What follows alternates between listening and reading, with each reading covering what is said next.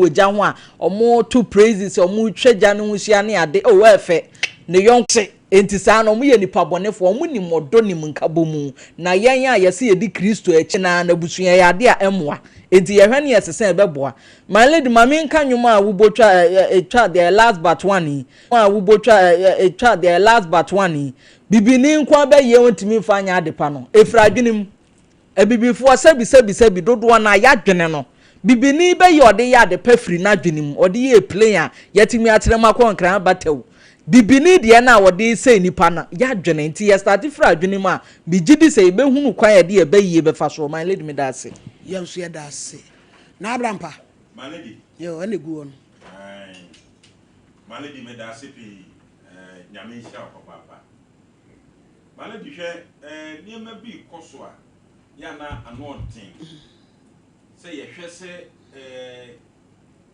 ye na nanom ade omoja eba beto ho edi maye na enei se de esi hu niema no my lady enye kura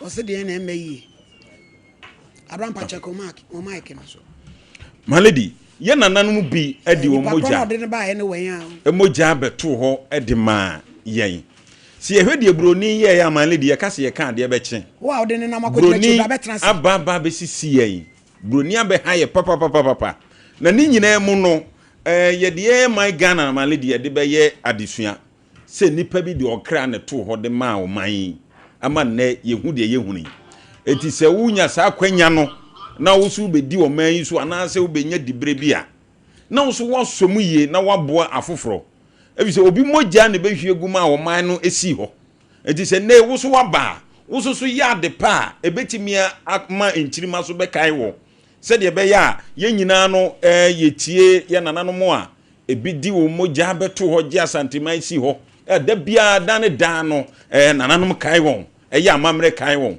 enu no kire so ma be ya de pa eti se wuzu benya akonya ne bi di a emfa kokrokosem ne ehunu na emedi akonya no obi na de ne moja beto ho gya akonya de ma wo ufi akonya na wudi no obi na beji si ho ya akonya ne ye na ayefa wuzu be di bie enti e be srese so so nya akwanya na oba be ye pani a emfa utumi na wanya ne hunu nkrofo emfa ni nkrofo dem ye nyina ye kan ye humom ne na omani ntumpon na my lady rastafo asema okay wo kan de beche rastafo minimum nyina wo mu ye good emfa oni wi na wo nom no o mu ye good my lady onwene bone mani nua okurade na ni nua ni bia o mani bi eyenhwe se de minua ya kan ye de ye bekoya so da mi fie my lady ya na ho asetrante sei bese okọ sa nkrofo ya onwene obi ho bone o debi eye one ne yonko no mom na enkomo mu die owade o mani bi bibia na de efe ne se o hiwi no otimi hia duru babi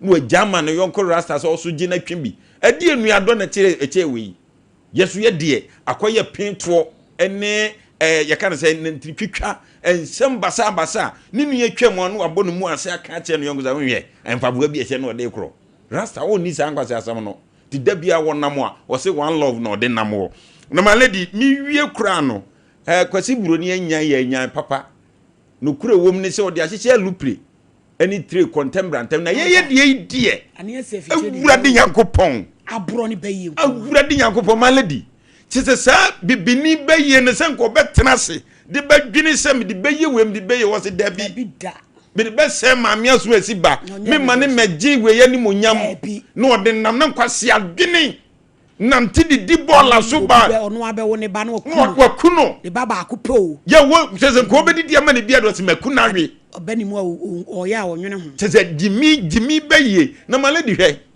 kwasi buroni timi tena dem no wa plan se mpese me microphone so ye bayifo wa ya man na ne ye kasa mauti ye bibifuo ye de male di wote te bola so jimi on adwene wo mu tirim obaye ho wo se me kwaji bayi abesei wo bi he ye sremo na wo ye bayifo na wuti ya wi si utrase eya ni wusam fa wo baye ne ya de pa fa bo ankrofo mo mpagya no mo mehyew amen na gya asam di kunkum era se pa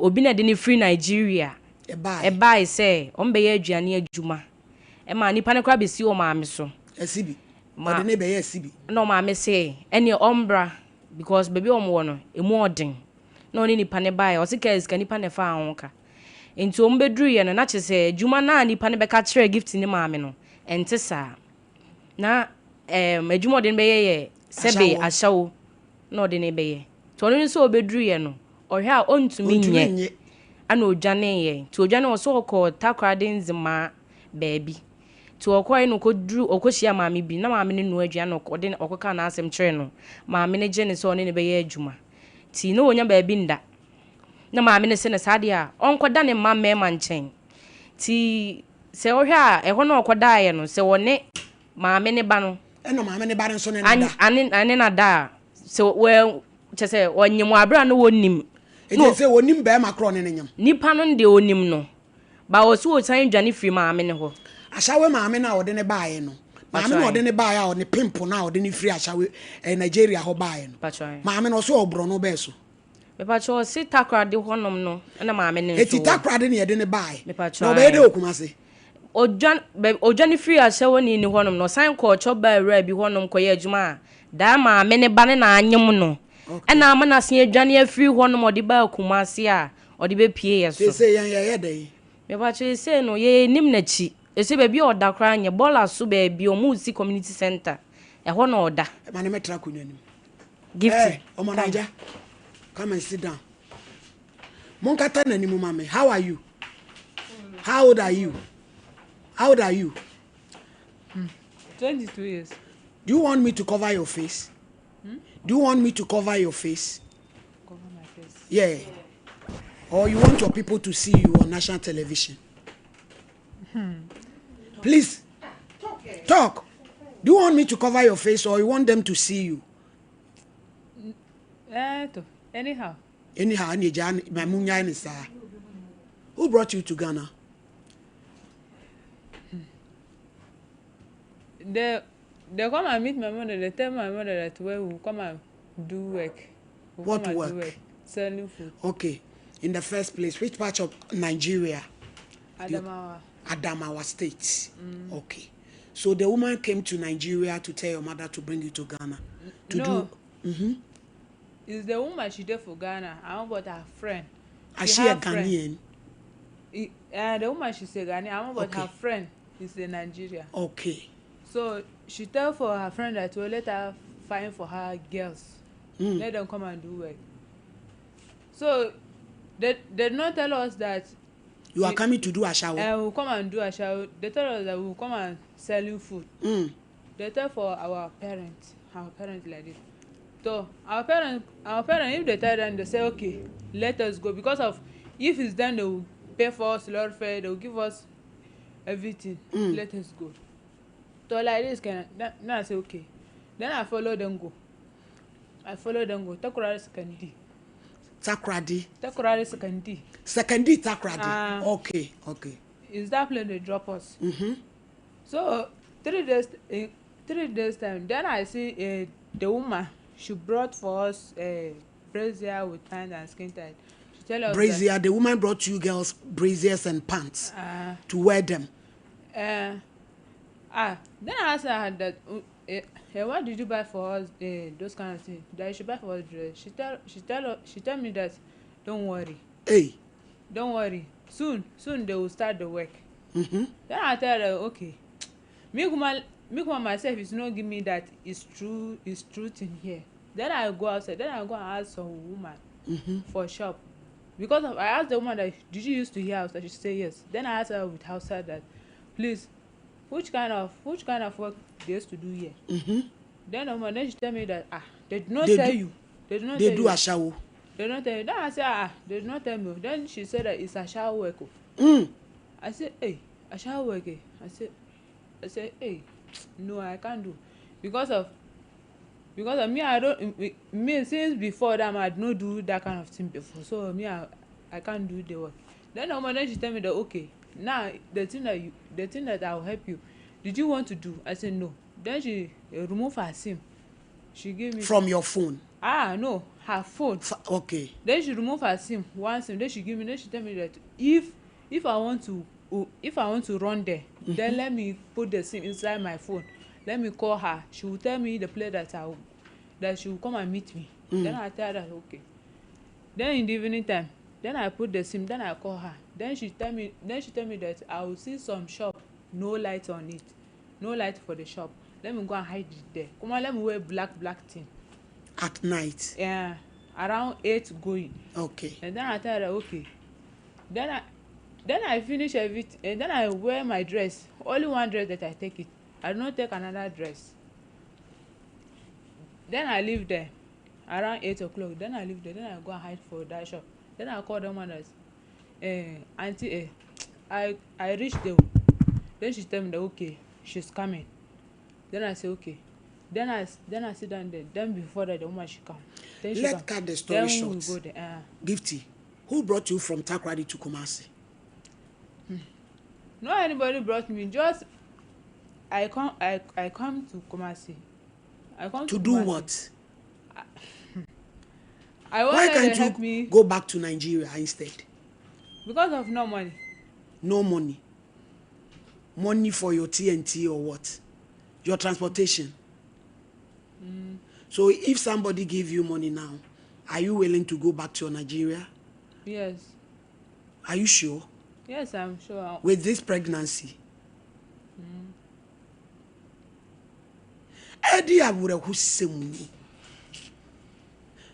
So where is that woman? Your pimp. Which pimp? That woman. That's your big mama. She there for Takoradi Secondary. With the other girls. Doing a shower. And they are doing a shower. They said that if they run there, they don't know the place that they will enter or people they will help them. Me I said that don't worry. If there's people the one they can help you if you want to leave that place. So they tell me that they can't leave. So me too. Then I live there. So what happened to this your Bele? Because Ashawo and Bele got nothing to do with Ashawo. So what happened? Gifty, don't laugh, oh. This is serious matter. What happened? I work with the boy mother, so I work with the boy mother selling food. So the boy was your boyfriend or what? So he tell me the way he like me. He buy for me dress. Because of that time I don't have plenty dress. It's only 4 dress that I brought it with my own money. Then he brought for me some. So me I don't know that he's a bad boy. I don't know. So then I accept for him.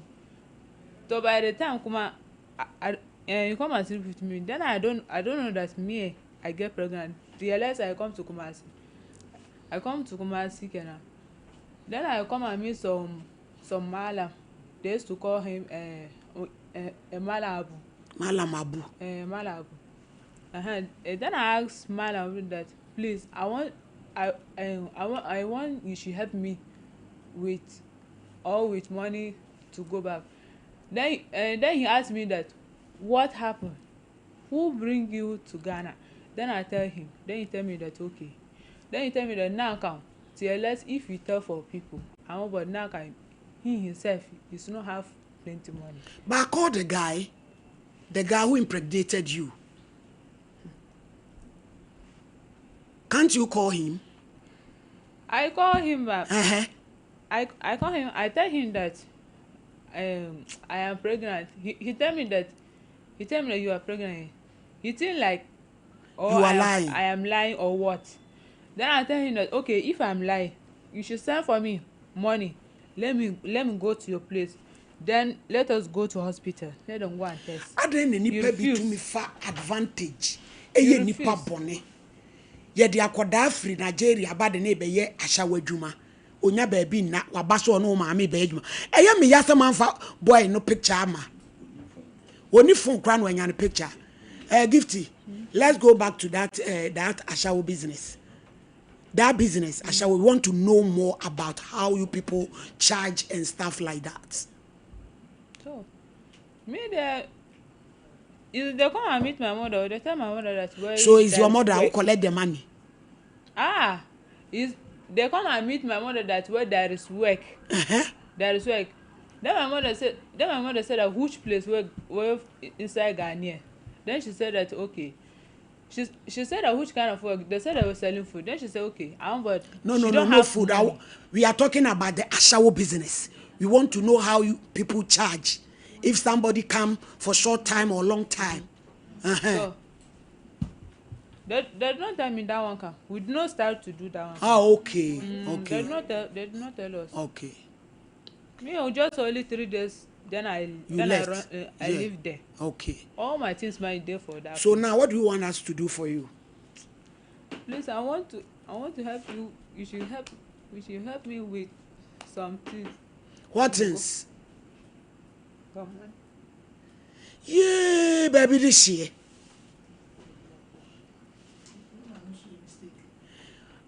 Gifty, stop crying. Gifty, Okay. Stop crying. Hey, Gifty, you are on national television. I want you to call your people in Nigeria. If you can't speak the English, speak Hausa and tell them your situation now, okay? Speak in Hausa. They are listening. Kandaidi, Uniabao, your sister is here. Wakate no sa friend. That. Oh, Gifty. Your people. Talk to your people in Hausa. That azo atemkende kudi moto na zani tafi. Hello. Yes. Me pacha Bright in here. Bright at say. Ronaldo. Wuni mabai we be a friend Gifty. Gifty Nigeria ni gebi. Gifty.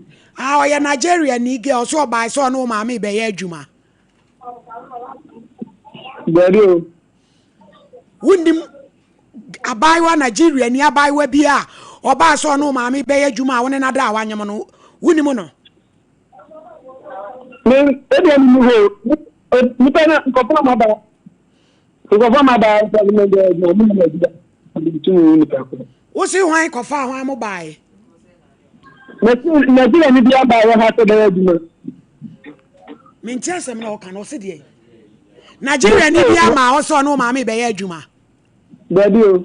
Na wo ma me ye cho ba adwuma. E wata krade.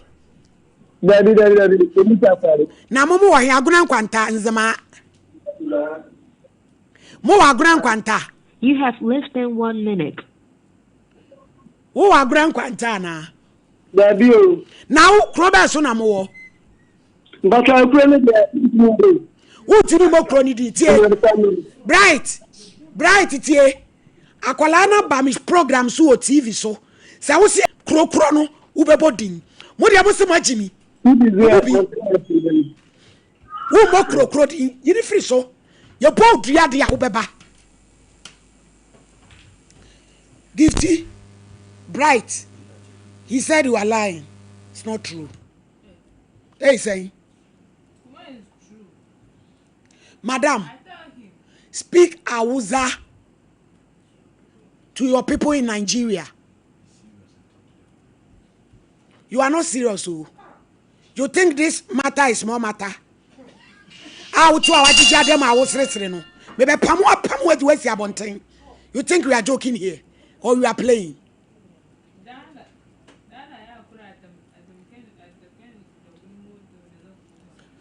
Speak loud.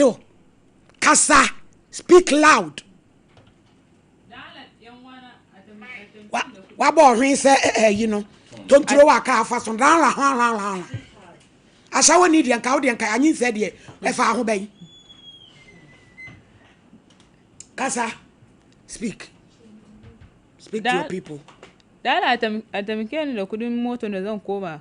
Kuma an kawo ni zuwa Ghana na wai domin wai mu zo mu yaki a shago kuma an zo an ga mama na kuma ita kuma sai ta yadda sai aka kawo mu to kuma ni ban yaki din ba ni ban yaki ba ni nazo na good ni nazo na bar wajen September akwala no kra brofo no onte omo eya me nwan Nigeria pidgin ni kra nso a wonte asa awuza na oka nazo na bar wajen sai na yaki da wansu kuma mu fra imame why na de oye na se chese otiwa wo wasem kakra kase on se obi na de oye na se chese otiwa wo wasem kakra kase on se obi ka on Facebook so omu change omudin.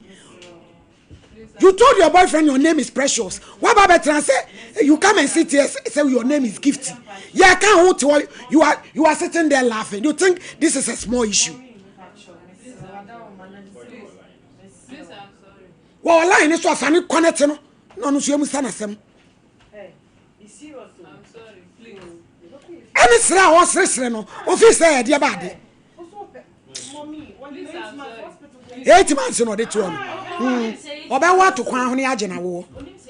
Hello? Please, I'm sorry. Hello? Ah, Bright. What's it guy your friend Precious? Then Obaa no. Precious. Ah, was here on your friend Precious. Na dey tin as give. Ah, was here Obaa no said dan Obaa no was sanity. Where fe? Eti say no wanyam abosome oso wanyam abosome sen abosome nwoche oso Obaa ho ne dai eti ebe ye ne dai what did that bontin basa wan hwe kro bi akoku no Mommy yes pressure ah but your phone man you want to talk to her mo fa betena say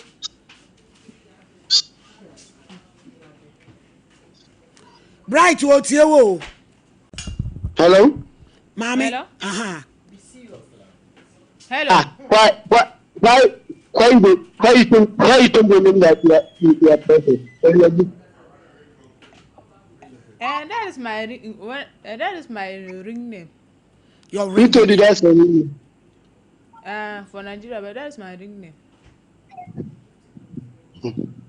You see, we go change your name to be. That's what I mean. I don't forget. Huh? Okay, give it to the woman. You say? Give it to the woman. Okay. Bright. Aha, say ebe ne day. Mommy, but tell me tell us. Ah, me tie. Precious, now me. O line in your hair. Line in your be uniform na young tie Dr. Grofine komra. Me gina we ebubu ni mu we. Me gina. Omo enkwase asem. Doctor yankwa abra. Yo, ebechia onu atiefo.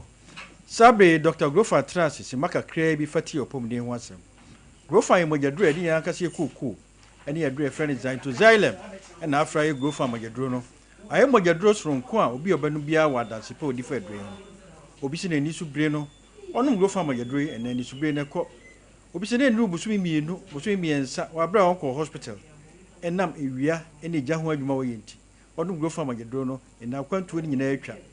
Obi se mpompo ebono na epai na ebono na epai onu Grofa mogyaduro no nyame adom mpompo ni nyina ahwete obi se obiare wi a yeso de afi ne dwene ho onu Grofa mogyaduro no ene ni nyina akọ ne nyame adom obi abanu Grofa bia wa adanse pa odi fa adue ho ene de nyame adom ye nua mai di edom ho adanse eno nti o matu yedini Dr. Mensis Prekope de mfie du no ntimi mu ni nsa onu Grofa mogyaduro na ba bedru de ba wote yaw ene yaw no wonti biem de ba ayi clot and the clot in na atwam de ba yi se de ko hospital ko woni pane and bibi atwa obi de ba tot and ba ochiramba obi ya ne mess na otwe obi ya na menses na otwe mienu onu Grofa mogyaduro no and bibi ya kama na ne de betwam ama Grofa enso to and ye ka ho asem no timre bia no ne Grofa mogyaduro no se wo obi a afi na ohwe me a na wo tie radio no a je number no Uhwe TV ni so ya fa phone twa me free TV no se de be ya okọ pharmacy a ombre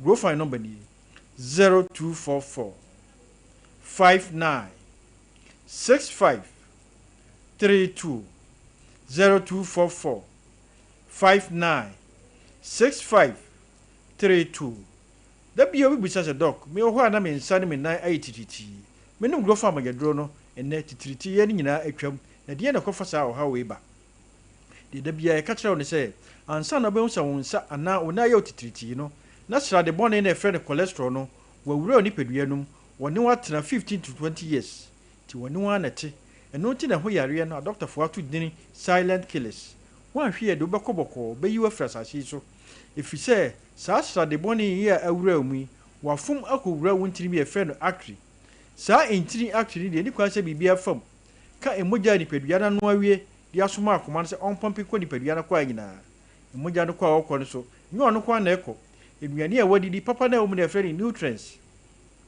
enframa de ohom ya ni pedua na twene efre ni oxygen no na efra emoja yi akọ ni pedua na kwa nyina ma ni pedua no agro fine na nyame anye wadom na srade ko wurwura saa entiri mu a edi wo haw betu ni pedua no so ifi saa entiri emu ye nketenkete ntokura didam te sepane ntokuro ti wa hwe ye na srade ko didam a na di wo haw kese abegira ni pedua no so enti nsankyerane e be kyerɛ wo sɛ yare bɔne di wanimu ba ɛne sɛ behu sɛ wonsa ana ona yɛ otititi no e ba ne saa mesrɛ wo anu wo fam gadro no ɛnyɛ saa srade be da ntirinum amana yare kese efrɛ no atherosclerosis edu saa bre ne dia na ayɛ den na kyesɛ mframa no na efrɛ no oxygen no enu wadwene mu ntam adwene no so wɔde oxygen na di ne dwuma to wanya ne ntam amfa ni ne dwuma de koba ne sɛ adwene cells no start sɛ ewu ti de so wani de so wano de so wonsa de so wonan ewu a na wo hawaba pressure timbeto wani so fi sabre akoma no de ahode foforo na epia mogya no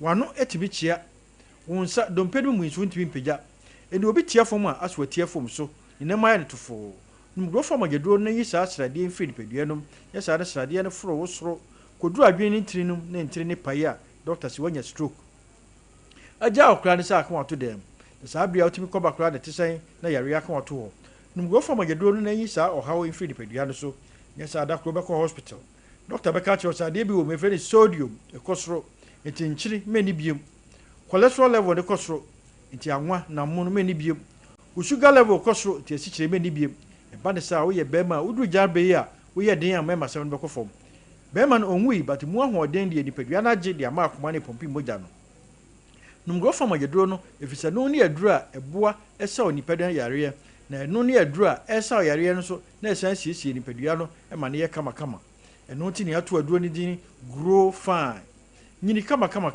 nyini fefefe nyini ne sabre a wo de wo ho de nyina epesikai enkoduru mre bi a wadu pension mre no na asan de pension sika ne kotonuro apa hoden numgo fam agedro no se de beboa ayi wo haw nyina afiri ho ti se wo hu se wo nsa no na yo titiriti waposo nyina aye wo ya edura na dua wontimi nda wo mini kotoa no amina betoa honam nyina aye wo ya wonum go fam agedro no bibia be kama aduane si wo na wo se wom wonum go fam agedro no bibia be fine empopon ebo na epai ebo tirimu a edi wo na eba saa na odware wie na de afin dwu ho a num go fam agedro no adura nti ema matu edin Dr. Mensis yenu amadum ya je atum obi wo ha mfie du no mai ni Mensis mai onum go fam agedro na ba beduro de ba wo ti yaw de yi clot de why family planning na wie a wa hwere mogya ni ma ema no num go fam agedro no ne nyame adum ye num go fam agedro no e ba bede ye na so emema no se e bon ka ye se bema obema na nye dompe de hyem eye ntini ene mogya fam num go fam agedro no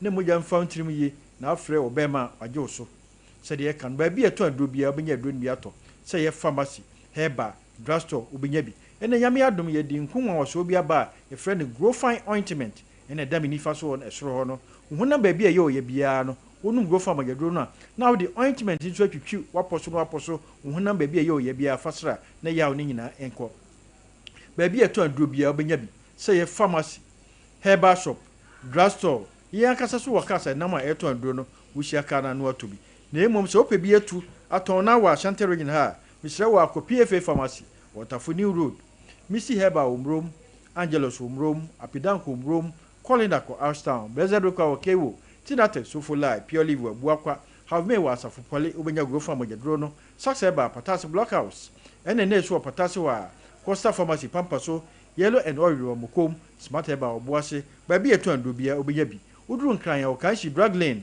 Kinswa Herba Tinatet na Raboache Angel Ruta Repass Halos omnyina o go fine asama fo mo ko Eku Pharmacy House of Drug Widama go fine wo ho Nkoko Hillside on the friend Isaac Drugstore obenya go fine agedro no Sunyai Kapeba, Mosaic, Greenlight, Omina Ma go from Magadroni Biato, Tachima Abidro Depot, Ubenya go from Magadrono, and Wahimfi opposite. Breakup Dr. Clement or main station or Ubenya go from Magadrono, Takwani Pistia was Abidro Fie, go fine or Takra the crisis the answer when a friend approaching cracker, Ubenya go fine. Wa Obroni and 1,000 pharmacy, go fine or Tamale Pike Gombila, Ubenya go fine. Borga and Odu Borga, sister coast, provision store or Ben empty and opposite to Ubenya go from Magadrono. Baby a 2 Drubia, Ubiyabi. So won't sa and now Nayo Titia. Miss Rawa to make a coach go from Magadrono, said the baby boy, a you start dear free Pedianum, Nanko for a home brow. If it's a catcher say Nipano, would you Pediani in a Giranoma and Sasso? A Giran Moja or hormone and wild so. To one share next idea will Nipedianum, now Moja no end to me a near Prusani year, and do how Caseba. There be a buy a Sinipediano, there be a boy and Kaye, the Namsi and Tinipediana Cassenti, and a Mribia, Yari Friamo. Num go from Magadrono, Nanny Sradi and Flu Nipedianum, if it's Yaria or Bow or Monkaya said the Ecano. One share between walk of Fred. Wouldn't go from Magadrono, a boy Maria Kama, and not in out to a dwelling grow fine. A droby woman friend is dying to Xylem, and a boy is Sradi Free Nipedianum, no cocoa, no swab bois, among Moja dear Fusani. Nanoni a draw a boa sao yariano, ne sensi si Pediano, and Manipedian air Kama. A droby ouja, ne Moja now yard, so maybe also don't pay me yedding. It may be I won't go from a Yadona, a bois, you will know my my friend collagen. Wouldn't go from a Yadona, a bebow, calcium's bebow among Casimaya, and not go find no calcium ni collagen, a semuma, vitamin B12, vitamin B6, vitamin B8, vitamin B6, Nina will go from a Yadronum, or no more, a boama mojano yadin. Wouldn't go from a Yadona, a CSO Nipediano, Monipedian, a Kama, and not a drono, and Fanny agro. Obi obi hu aduro na obenu bibia wa dance o difa aduro hu wo so dum bi na ye dance for the number no 0244 59 65 32 0244 59 65 32 adanse ndi bibiri obi se na me dom pem ni me kasa em nyina ya me ya me num go fam agedro no agyan ene ye ka che o se ebre bia ni padua no wo hia nuane no sonku bia beboa ama odom pe na ayeye wonya calcium o collagen na no go fam agedro na beboa sa na wonya vitamin B12 vitamin B6 na folate ni nyina wo go fam mu sa folate adre na kwasi broni atwitwi free nuam de ye adre fe ne folic acid sa adre nti na obekọ hospital na won kasemu yare bia doctor ma folic acid no ma biko sa folate broni onya free ba bia se nuam folate ye de ase go fam mu ma se ya atwom nuti na no go fam agedro no na won kasemu eye o ye nyina nyame adom ene bibia ye kama ba bia to andro bia ba go fam bia to ti sa wote menka wo hwe mi free ba bia hwe mi free bia Bora drugstore, pharmacy shop, herbal shop, also pe grow farm agedro no. Emre ni ti je number no ni ensre kwan na wo question bia wa fra me yedi nkomo. 0244 59 65 32 0244 59 65 32 grow fine makes you grow fine. Yamika we bia ho dasane ye besia aba ne abetoa adesuane so. That's Dr. Obaa Yaa Serwaah na yakupo isha. Amen. Dia tunu so. Jerry ni aba wa be basha la be.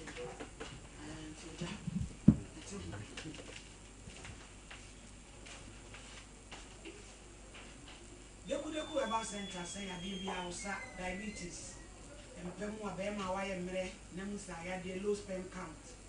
Any menstrual disorders, sciatica, near grow a tomb of mine, your name Petro GL, and again, show 0243205969. Sister Kidi, Glamour, and Wardrobe. Sawanyamono. Honeyama, whatever qua was swinging a codata, dear Fefe, Penny Ford, dear, a Pemprawa, dear, Nina, ye Tony B. Yawahudu Atenga Junction, Yenny China Mo.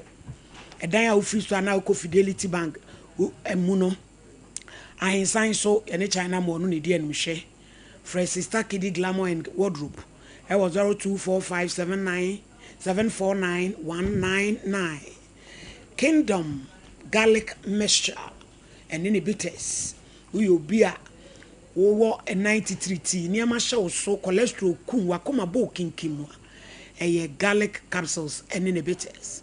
Kingdom ginseng power capsules. Why America so brayum yeman koye wa ho de kofom eno so bebo pa. Tremendous capsules. Yi namu saya de nyina enso efiri ho emo ba wo be mo ho se wese 0597298855. Afei midima fo se wani amawa Dr. Time da so ojini hudi nti betwa time de ato ya de so e de amawo me pa cho pa oso amoya de nso enkyere so onsa ye wabu akwa gogo ye fie ni nkyere ho 02774282 women of faith aduru ho biem champo na so ba koda so they say 111 ai enena me busa say eh tibi say champo ye wo ni ye wo asori da bi wo ho ana meka se onyame ye ne ntentam sei se mai pa wo nanka ye nyenyem because ye kwa soli ye revival ye fra ye yakogina ho ye fra yakogina ho ye fra akogina etutum se woman no fete awurade hu ye mobo so mama ye hu ye mobo wo mo kogina ho wo mo kogina wo wi asa unso de wo adaje ene wo mo kasa ne wo bompa ye no eye bi enema bebre enti adwemboni na wo wo mutirim ne awerho ne wo mo kuma fodi wo matam a wo mo so abopo bi ne de ni nyina afiri ho enti akwa na adam se ne yankopon yi na adwuma aso nso de onya kogina wa ne ye tetere sa wo so obi ansa firi okra ugina bontia wa okra mo pa ye kra mi obi abefrem bi da obi ni church bi aso abonten na maame ba ko di mi ka Genevieve ye frem wo na me se ye frem ehfo ne ye frem ye frem wo na me se ye frem o se nya connection ya na me ni say ya na me se urade so anso makoma mu ahu o ya meto twede so di mesi abom ami wo aso ama ne rege I said ye dey atwi form to ato fo ntimi nyin se wa so dem no ye ni adaje ba wo my lady on say on kyerɛkyerɛ na da bi me ba na wo ye sa kyerɛkyerɛ no wo se obi won nam saa de we nto ne kunukura ne gie nim da bi be ma ne ho yawdie ewo ni mu bitterness enti ekoba se o start se wo kyerɛkyerɛm se yifiri wutirim ene ne tena somdwiem yese man now the present you case wo na urade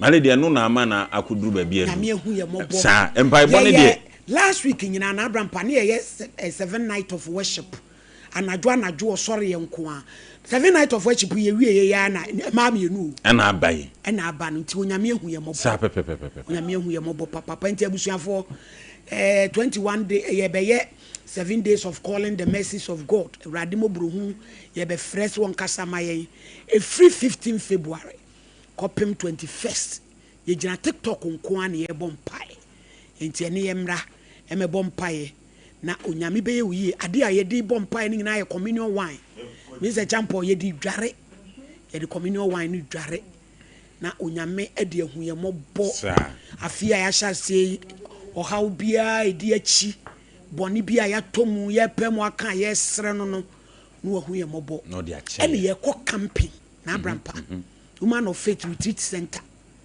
ye ko camping 6 March gidi a holiday die ko fiada ne abakwasi ada no pa ye 2 days fruit fasting so mama say say why you be was asking so ai mo de tent ana mo de ai ye bibi gidi kra no makoda ho ni akoda ho 2 days say anka ye asore bia na fese na me ko ye ko da ho camping people life ko da ho tent awurade se bia ade bi ebuda ewo so opese uja untumi uye gay uye lesbian uye masturbator safoni nyina ebufo dindinde kra eyo hawo anokwasem awurade se me hyedanye program ma safo no na wa mama ho direction ye be ye ni nyina retreat center ho na ye mfiri ho ma se de ko ye da eno de ubeja gay no ho ubeja lesbobo no ho na wa babe ye nipa so nkokra it is when je ho sa nso a 6 March ye nyina ye ko aboso ye ko woman of faith retreat center ye ko camping na onyame ube ye champo onyame aye bio pa nanu ye a wonya asase ne nyame aye bi nanu ye se polite o onyame adom man of faith for ya twe kane se hire enti 1.6 billion aye dwi aye bibia nnua ni nyina mo tutu krim ni nyina gu fom Edwina sase prada da. Edwin light man of it fire dey. Oh. Ai bronya yedi. Womani abre. Womo so mo se Yakopon ni nyam. Nana amponsem. Amankwa amponsem abo so hene. Nana nso ayade o. Ye dwi ye no no ane koye. On se wi agire ye level so. Ye level so. Nana ne koye no wakoye covet 2 acres ni nyina. Covet nyina nana koye shama ye free o. Hey. Ai o I have videos on my phone so. O de covet akoye gota no. So mama pokro no wo se e wo. Abo so dura bi jan. Mr. Chambo says so akose football now. Send it in. Master. Yanko. Yemfe mi ento he. Bibi nti mu nto mu mbomede. And ladies, you know, normally so when you want leba wa chat won wodi nkan wa chat won Nigeria why the madam fon wa hade awon oye won edwuma wa yenda dada nti wa kafa girls no ba first ngo bi nkan wa chat girls no wa ka che won oh edwuma bi dey e bi a restaurant edwuma another obi per house girl edwuma madams na kasa no won agent wa Nigeria ho nti oba na dem agent no wa Nigeria ho no awon na wa hwehwe girls no bra manya nuti ne friend me ka so muso so onu ge na fe no no obe kire omo de omo ba adwuma be de so no wa kire mu so oba ye wonu so obe ye asibi adwuma oba ye so obe ye asha no no obe kire mama me se champo ka wansem so mama me da se so mama akoda ya sama ya wa to asui e de se ye no kra dia na je se me fa ne se wo hu nya sa kakra wo wi anu asan frɛ boy ana sebi Ojane ye no so no. Yanko ya se bla na frɛ me se champo yen san kwa wo ma no so. 2. Hello bright nti say akola na ye be ne den. Mami, but when you betran in kasa. Kasai. Hello. Ye tie o. Ga me de minimum. Let minimum. Na woni nada. But I'm kasa. Bra ye ni mre sa o ye ni wodi kan kasa na wa frɛ ye nya botre ye question woni nada mommy me ne nai me ne nada na ye koye nim wo kasa akosi se bra but you know the me asamu o se di that is no ebe mo mama ai you go to another man's house and the man slept with you. It's not that man. It's not that man. That's a man who can over down so on and no man. Hey. The other one. Bright, yeah.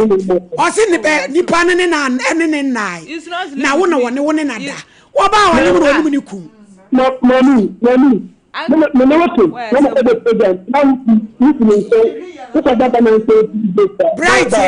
Bright, any young son on one when you go your DNA. But I do. Miss any I shall on one or one walk away DNA. Say, I will buy.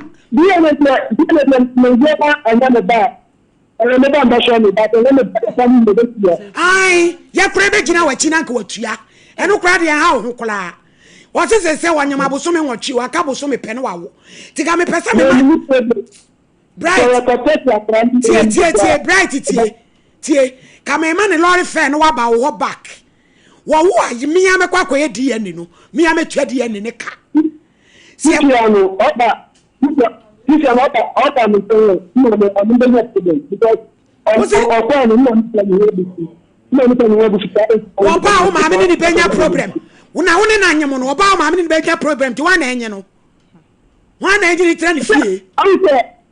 Tama me ni tunu ni sendai. Tama me ni tunu ni sendai. Ito aka da mo tunu ni fa bia. Ya me tama me ni sendai. Isi so ta me ba. Ai ya. Na wo say oba won no. E die no obedi no de awo. Obeko hospital bright. Obere no akọ hospital no wawo. Na woni nam say ya no wo na ye oba de anu abeje no. Enti de wo ka no. Hwa no no wonwo. Wo na ye oba fine. Nya oba na ne e ka wabo no hu bia no. Wa ye adwuma na watu ya woka. Because this is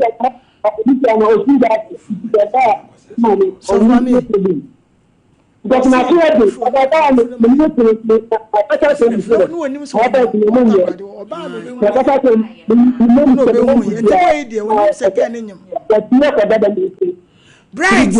bright, precious, and a crown on him so one you more.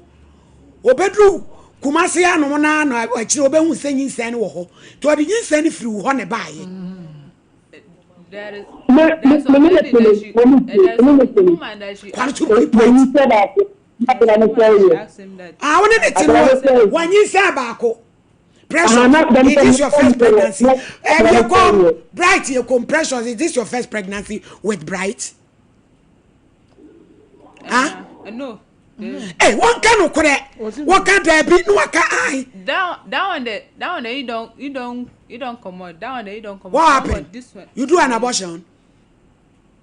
You say that he buy medicine. I take the medicine, then I. Mr. Champa, bright, bye bye. Asamino, Dross, bye bye. Eh, movie, I'm going to go on cover. And some of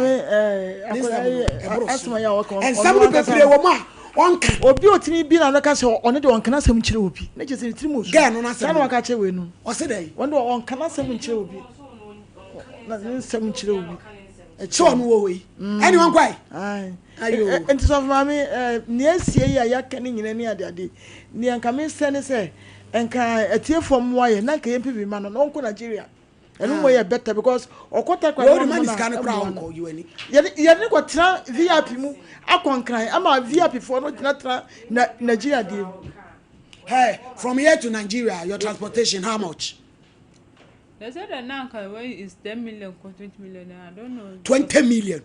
I said that 10 million or 20 million. From here to Nigeria 20 million. Why?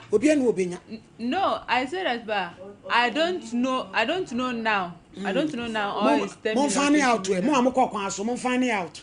Obi enu 20 million we o dey be mo. Obi enfre no won kan kire.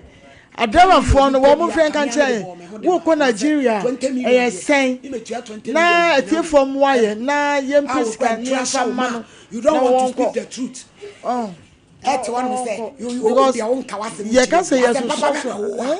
Unka jirobi. You can say yes so say kura oto kura si na no nemoje etu no. Etu ahwe kura de asem enura nemoje etu no. Eni do so akokoto do ni so no no na asem. Awon so na ka no so a eni obewu ka mu. Enti atiefo so ma me e de tu me pa mo chewa mo amunim Nigeria you know. Kasika no can dem find out to my why. Na yempe bi mano no wonko na 20 million de me minya boy wonko na me ho suma na kotidie wonko na ma me oni e beta okọ ade na won mepam na emo ano so ba me dance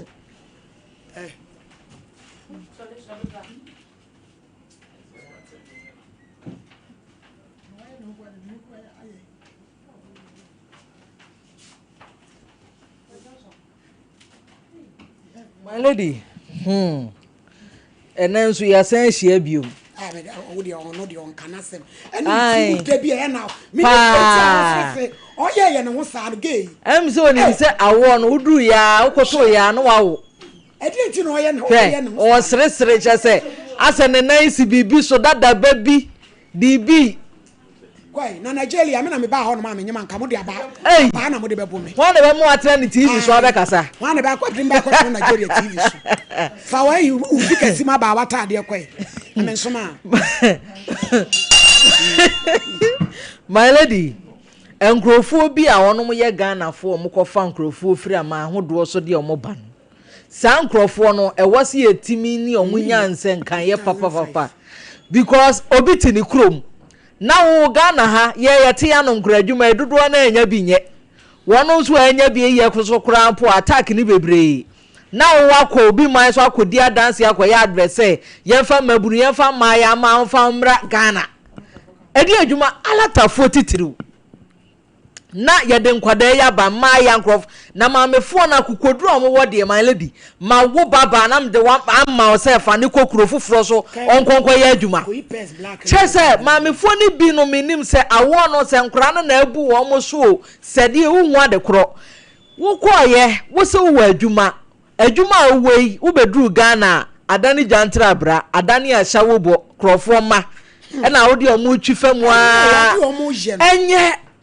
enye nanso kwoto sese nipa bi sei pa my lady se sankrofo we pa na ye nyina be ko heaven pa dia my lady we den ke besre osuru protest na aye second chance because boni ankrofo bi anya akokoduro di no anu odin my lady nya program we so a nyame se yanka no kre enye program we so a e kan sembi wa meti anka minsusu se nipa da saniti mitina se eye saa obi ba wakwa akwafa na ba ehun nsem bebre no no wadwane memma ni bi fa mate se nwade efo wo bi a no na ni atutu aka ne nsem fra lata waba bebo ahya wa amfa waja ba be ya asibi wo ne nakwa akoda se yate aka okom wo se wani abre ho ahunu ni awoye wo hwa ba ya na masese wawam yakoye DNA wo se wonte ho ase memma ni bi a yenya opportunity ketwa bi an ye de etadua awura mu no yenhwe bibi mframfiri case we ho na abaya no so my lady ma hye bibi nso wone ho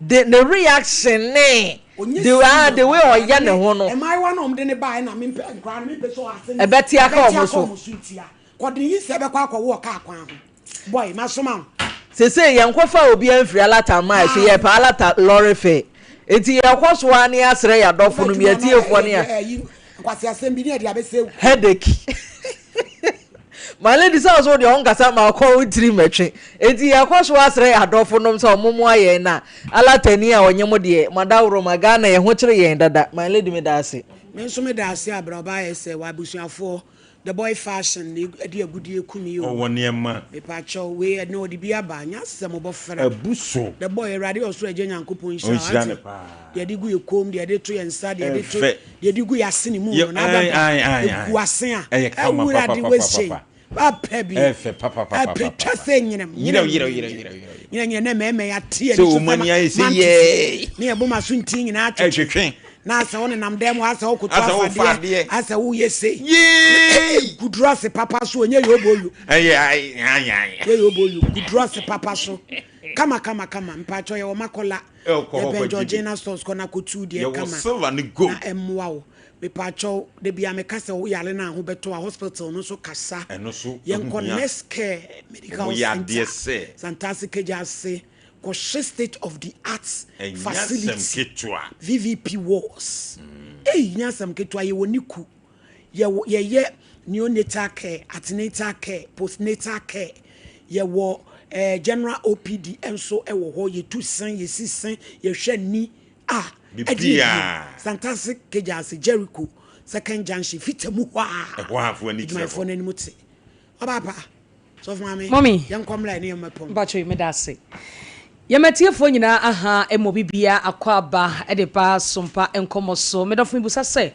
ompo no emutisen megiri se wagye se ofie se nyankopon adom oho ye papa enenso eyeda fofra wo nyankopon twedi ampon wode adom ye na wotwe na kɔ asan beto ya sondwie mo enu nti se ye ba ne enu behia se ya na kyese eya apomde ho nkomo ene ne o ebebo piwak natural ayakofa 3p garlic mixture ede abadwa so ena awie woni ahie ye mo bibia aha megiri se wo ho ye papa gie number no edro na me ne wo edi hu nkomo no ena eda TV no so a wo hwe no 3p garlic mixture 3p garlic mixture edro ye bodin a ne ye twa pruse edi ama edro no esan se edro no eye edro wani edro asa wonom a within some few minutes hu se adro papa bi akonipadua no mu a eniema sha se edane ema wo ankasa hu se you wanu madro edi akoni peduenum ye number ni efre Dr. Sisia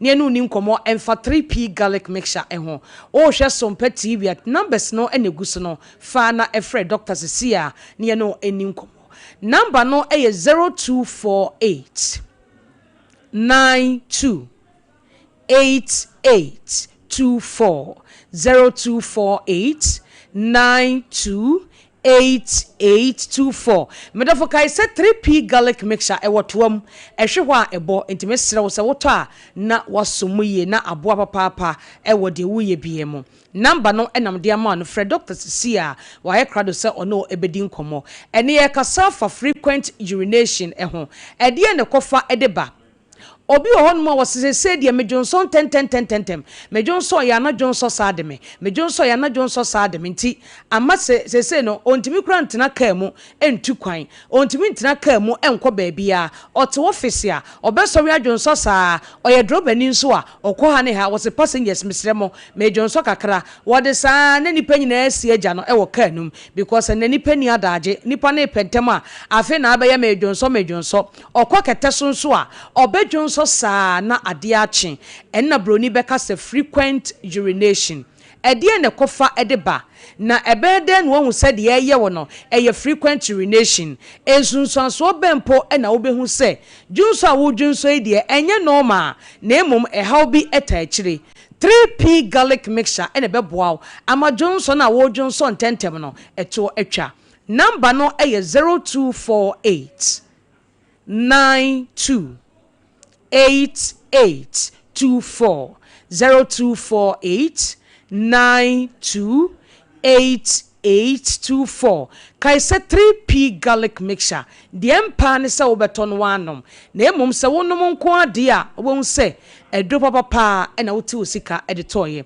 Ghana ha pharmacy shop ene baabi eto bibidro bia wo de bowura ho o se ope 3p garlic mixture obeyi bi edi amount obi ohonom a Johnson na all Johnson no otese ni sisimu eye ne ya pa na ya asenso eye ne ya pa enka Johnson no kra de enka ebesna kwa ne baabi a se ne enka woni problem na so we no na ya ase ene sisimu eye ne ya a chese Johnson na eba kra na ne yam ehyehye no echese frequent urination ana Johnson tentemo a ede wo haw ebre ni padua no wonso wanya bi enti usisimu no wa yas na eye wo ya no enye normal pe 3p garlic mixture no ebejai ama wo be Johnson de na so haw bia eni akire obi nso de Johnson na eba ntentem no na emoja ewom ai emoja ewo Johnson num enti bonso wa Johnson egu honom no na blood ewo mu echese how bi aba wo Johnson twenum enti na ma wo Johnson tentem no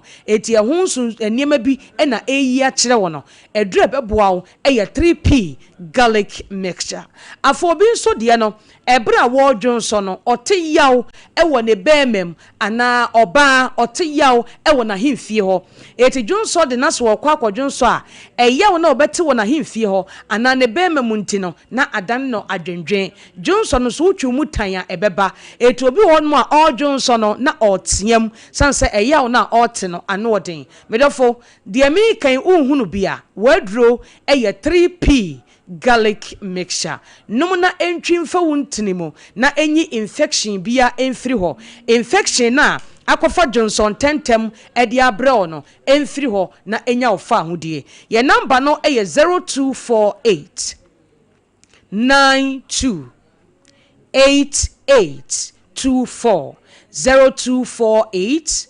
92 8824 kai se edro me ni wodi hu nkomo awie 3p garlic mixture afobi nso honum a sa Johnson tentem no de ebemu ohunu se wanya bi no honum a na sabio ensuo fitaa bi efiri obema ni mu ba oba won so saa na se bi niema mfitaa bi woni be ma kura hia mu a ohunu saa de no ewo honom afi be ma so saa na afi ekofa problem e de abro oba kura de etimi jao na wa himfie ho eho ye wo hene na eho kekaw ene adeade edura ebeboa o ene awie 3p garlic mixture medafo pa bi nom na ebeboa pa Ghana ha bowura pharmacy shop ene ba bi eto bibidro bia o se ope 3p garlic mixture ebeboa pa na yi wo haw ni nyina afiri honom edi amount ahimfie wona ekekaw ama wo Johnson 10 oni be ma hia wo te yaw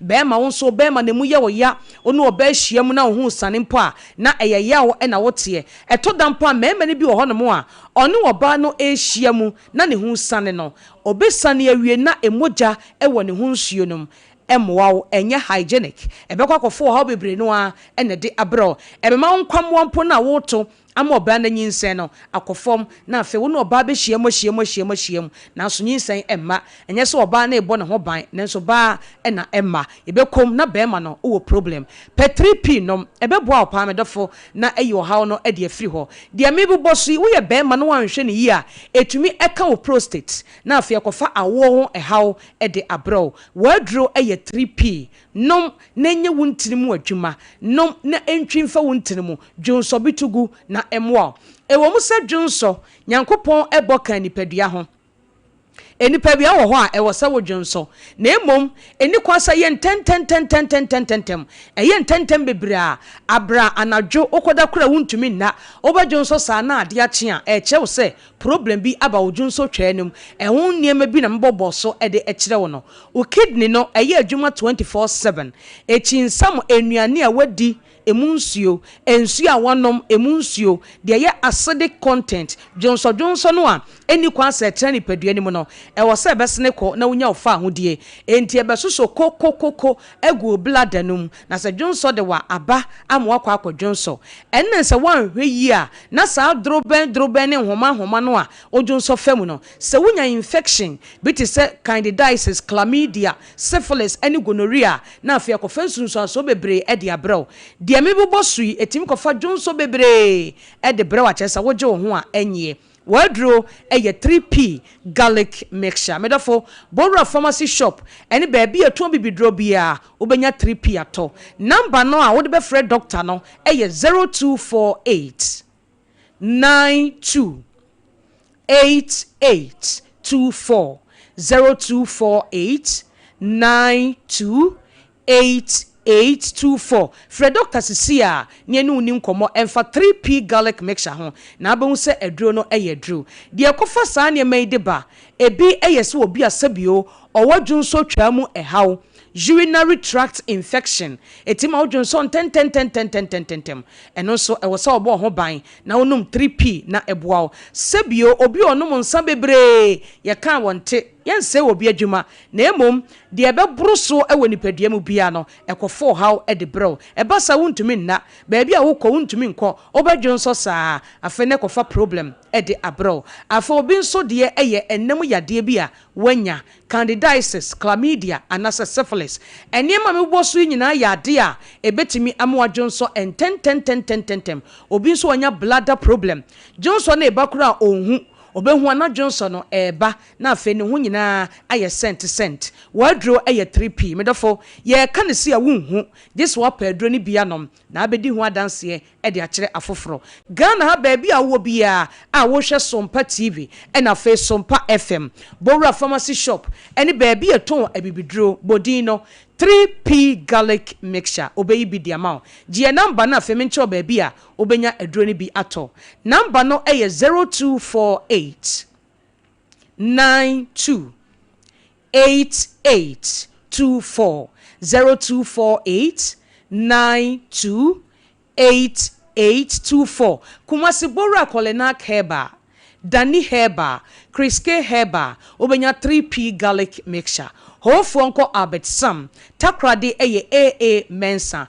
Koforidia Gabson Pharmacy ewo ho momoni Away Enterprise ewo wa yene cathedral ne dinhwe ne mu wofa kwadwo Heba ewo Temale baabi a Eletomat no ewo na UDS nso Charles Heba ewo ho Wedema Pharmacy ewo Ashaman okwa obenya bi Encrime Bora Okanshi Drangle wa Kings Walk Cove Sam ena Angel Heba Ghana ha baabi a wo bia Kumasi ha Asante Mampon Sunyane Goso Sankore jese baabi a to bibidro nko a ene pharmacy shop de Bora ho bodino 3p garlic mixture nimfonyini ene da Sompa TV no twa eto phone so odu pharmacy shop ho ana baabi to bibidro no a wo se ope 3p obeyi bi e di amount number no eye 0248 92 8824 Fred Dr. Cecilia ne no eni nkomo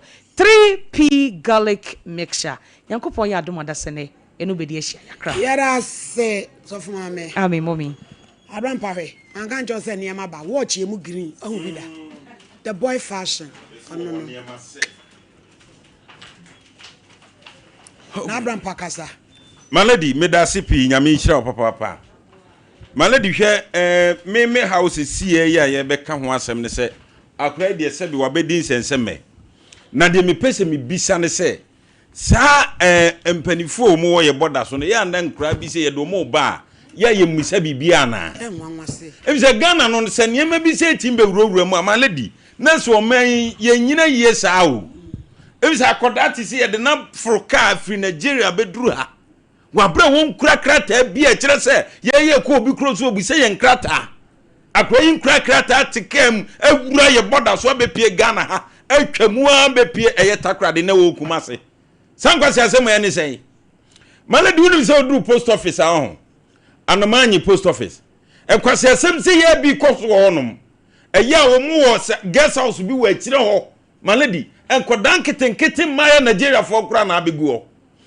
uwura mu Kenya se aye ka hwasema akura yi akwakotom ya eho so de am se ye ekuo no mate ewo honum a asawofu okuo uwura mu aduma malady ekoso ye wo baby bebre wo Ashanti region sankwase asem kumsu uwura honum akumsu baby agalamse wei ebi wo ho eti beze mi busa ye memu mpanifo se sanko dabiti se do mu ba eya na kwan be ne faso a omutimbe wura Ghana ha sie ye nkrata ansa na ye wubekwa because awati mewuram edi nkrata na ye de mankra ya eti omutimi wura Ghana ha wa bra ye mmisa bibia ye to aba so yimpanifo na ye boda so nyina ye hwe obi atimi wuram ekọ eba enkwase asem se ye edu se beto aba na mo krokro ye to wie na mu nyatumi a we malady ne maame nim de ato no ana ode ti krom ha na medi Ghana fo bi eya wo mo adimi malady na wie me se do peso ne me konomi enko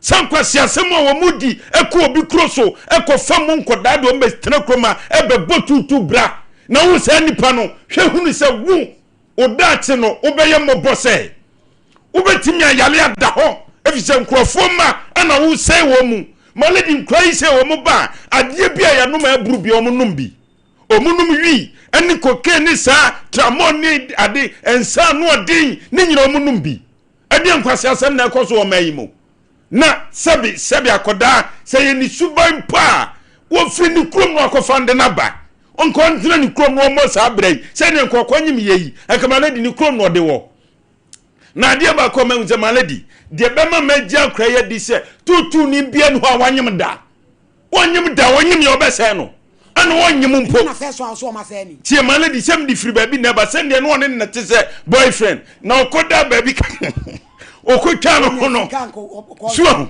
okotwa no hono ama ri to ko sra aduane di suo no ska won wan kan nyise we ngebe akobetu atuagu eti malady media mesre sempanifu a etie yei mama ye hunu se o man no ye wodati ana ye hye so no ye boho ban yi malady bi ne me sanfa we mfam enkoda bi asabi unam na wudo ke kwa se enkran kitinkiti bi ani ye hu fi omu fi no mo sen kokoko ase jale bob malady sankodai wo yakra na ne de no mu didi wata ai wo so mana o ma be so twi kakra ai ni edi wata obedi wata malady he me se de me ye nipa doye no sankula na nka me se me mu o sika da sapepepe etri nwa so jase malady me se ye bo wire mu fin na ntari bi ese o mu so mkonya no hie o obahunu na school bi atari krom ya school ntari bi ese se wo mu na malady me se bi se bi wo ayi dichem so ha ehono mu ko na yesi wo maame na ha dan obi fie bi esi ensuo ta e be gina fie ho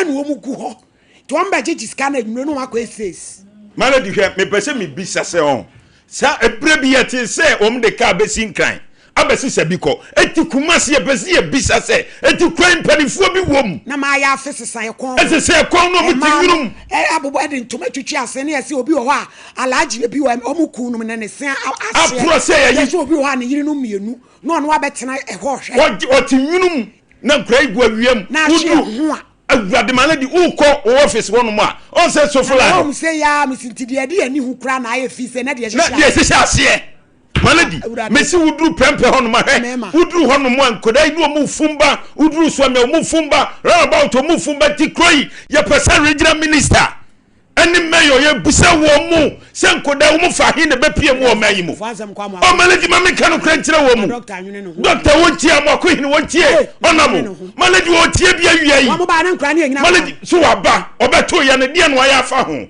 Ede na doctor ya fa ho. Regional minister besre. Sankoda we na be nyina ba twitwuo abeku ye wo mayi mu. Ye tie mayi mu. Na nkra we abaya krofo. Na de wo ye kra na mu didi wa. No di watem na kra we di watem. O twitwuo so obeku malady wo suro. Wosuro so obeku. Na beta. Malady wo de ma mentan wiai na de besinsi. Kave mi anya. O mayi mu niema bi koso malady enye. Enema bi koso enye tan. Malady yan kama ni pa bi ntiase. Yan kama mpalifo bi ntiase malady. Hwa mi de ma se me chechechecha. O mayi si ya tu amba ni yi mpalifo dia. Na brampa. Malady. Sam na odi abetu. Mo measure abaso. Meyo. Zuba. Ay. And who social media. Me hwe. Baby ni pen no aduane aton ye Malady anu odin. Ho baby. Choba nie. No wasan ye jaman. Esen shebu. Hey. Malady ye di niama o. Na nipa bi nipa bonifuo. Anya mi hira no. O se adwuma no obeye. Adumo baby Malady hoso oduru ye no. O mabonua to eye gata so. Na Malady san na ensuo ne bi bogu na chicken pox anwu a na je wo hwede na no odin ene nipa te so ye adwuma okwe no mo bia no se ade a mo yeyi me be ka sesi am be ka se menye matuma no ade ani agu he Malady nipa tirimu osum Obaa Yaa de onye adwuma ne se yeyi Dr. Frank Amakoye omo bedo omo no omo nyai no mo nya adwuma na ma o mai mu ana santime mu nte na nipa tirimu odin dodo ensem hunu na bidi ewo krom ha okwa kan sa na mento aba anu atoma no aduane agu wa wo so ni se ba bia wuti ye bi ma na birthday no adan ya Malady wo ni se ba bia ti enye fa birthday so eti Malady medase du mo mic ne koda kave ma menye akoso yatina edi na woda krate kura mi akoso yatina bia ni su Ipakra wa wishing happy birthday no man tran kan tina na wudu a wude bompa ye ma se urade nyimfra dom kwadom average kwabena moa edi na woda ane every root tadi and I wishing back to a happy birthday Devlin se wajemfi edin ahodo ni akese ene wonu su di na woda bompa ye mpa ye ma no se urade moa no na unyini fradom kwadom Sule ane akane oside efri Adam ho Sule edi na woda Adam and I wish you happy birthday so unyami shira no na wudi na wode bompaye comforts or say and shipelele and I wish you happy birthday Agunaba radio Obaa se and now do our day bompai in Paima say radin found fradom kwadom mommy come and sit down video actually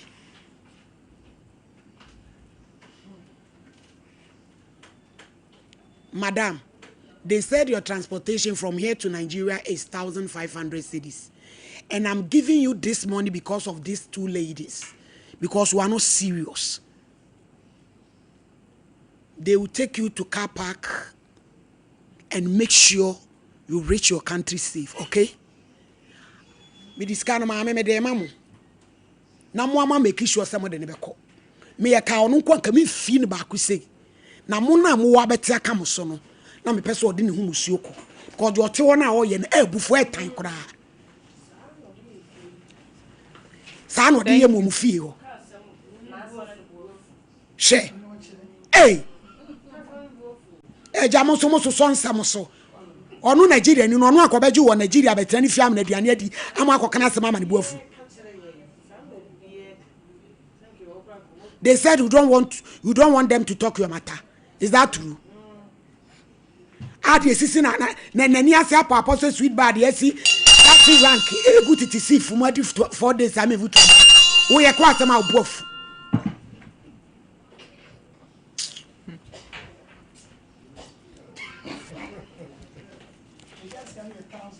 $1,000.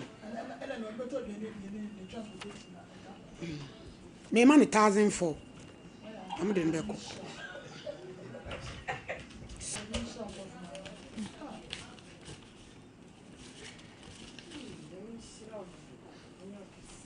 I'm giving you this money because of these two ladies. Because you are not serious. You this girl. I'm sorry. You are sorry. Sorry for yourself. I'm sorry. I shall kobo. You. Thank you. Mommy sorry. Beji come money. Sister, when mo fan kwesi kam. Da be na mo de na ko. Into ochina mere monim. Why enumre ya mo fan nko. Move Bisramwa. Now so eti mu fie omu ndo obi afun amobeje. Ai mu maye be ehia pa. Why?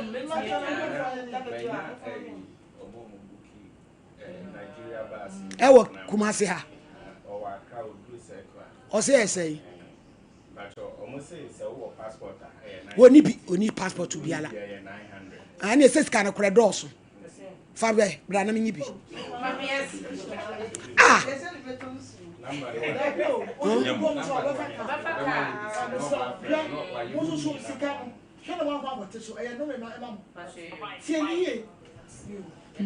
Me say sika no so ma me no baby oyi no ne ho chi no nyam nkwa no obo mo uko yi sika no so a me di code to so enya dia ya mu be yi sika to mu nsem da wo yi akora we sika ka ba because anybody so no o dem mo se mo papa mu ni so sa mu fa no ko si no ti mo nyi bra akro ne number no na oje kura so oje ne kwa we no nkura fon to kodu akra ho e driver no e yama no Kevin Fanning call and cry. Sorry sorry for ako. Chere.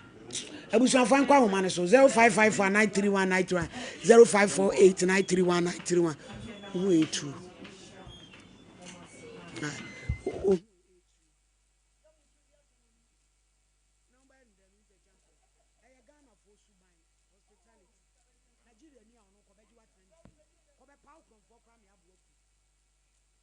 Zero 0554931920 Hello. Hello, I'm Council.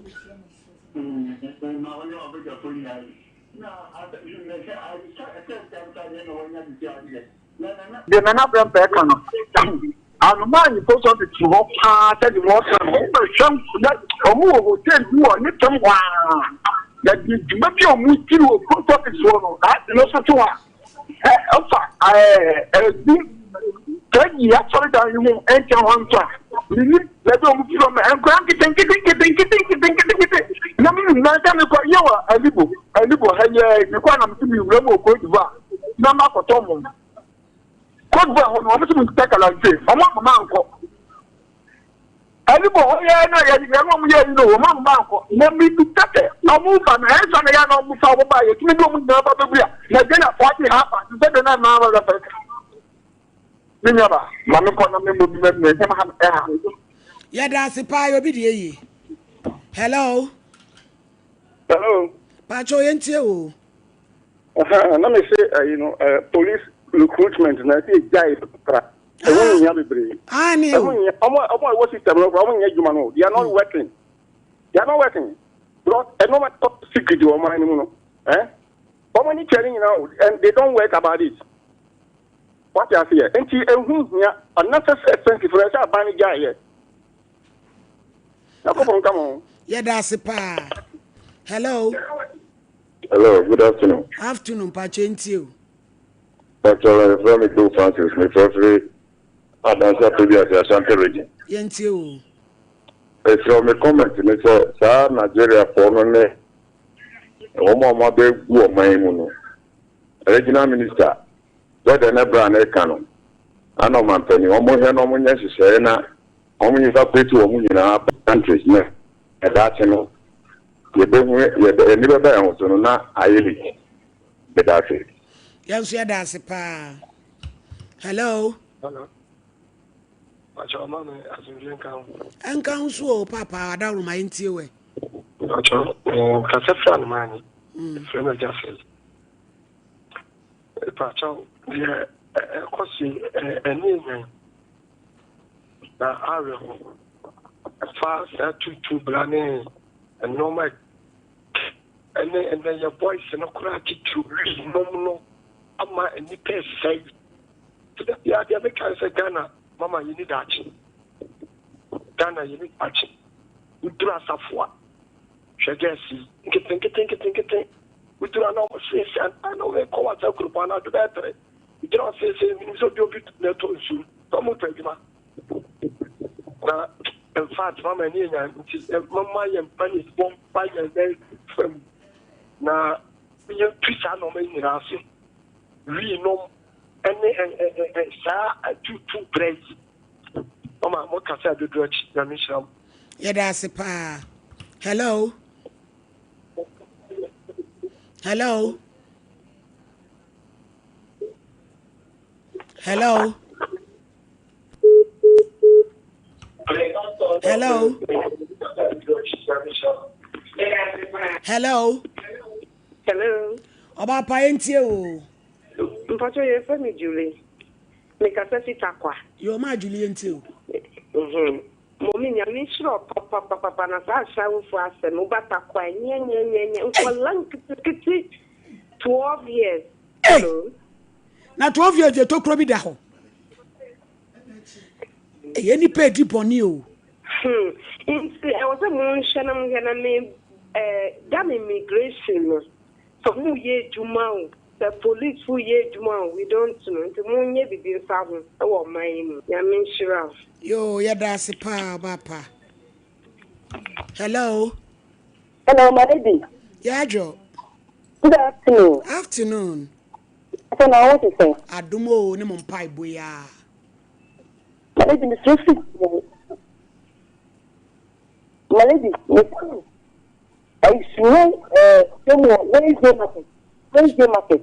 Sunyai. My lady, this is exactly what you go on, man. Sunyai so bi o. I swear, where is the market?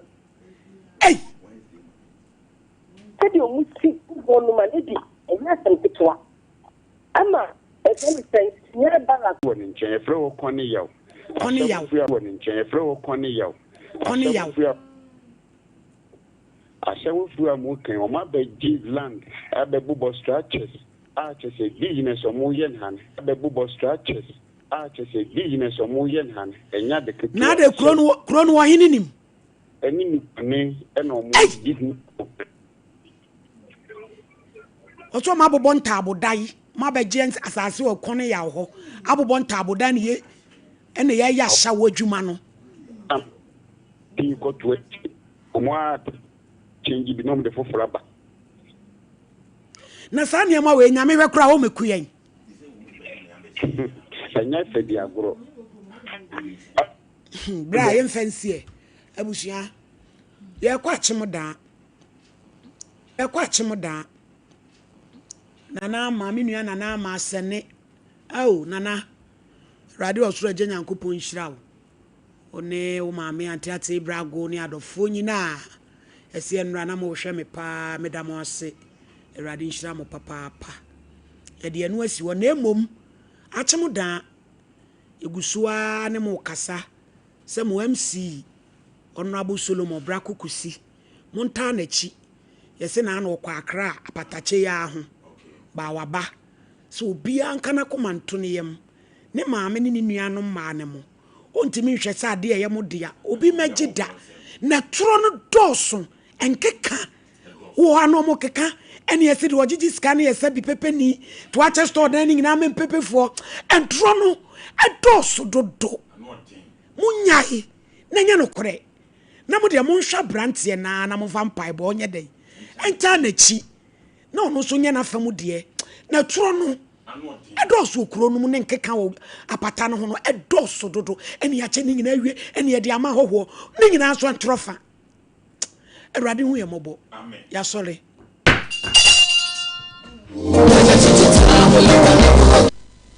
hello me dey grow fine wonu mu ato wuntumi ni di wunnim ni entira eba sa na ekire se yare ewura wo nipadua ni mu a nipadua no pese wo kotia yare no na enam se ahoɔne nu a ewo nipadua ni mu sa na enoa na nipadua no ede eko atia yade no nti ema wonu mutu enu nti na wo behia grow fine herbal tonic a ye de koku aje emani padua no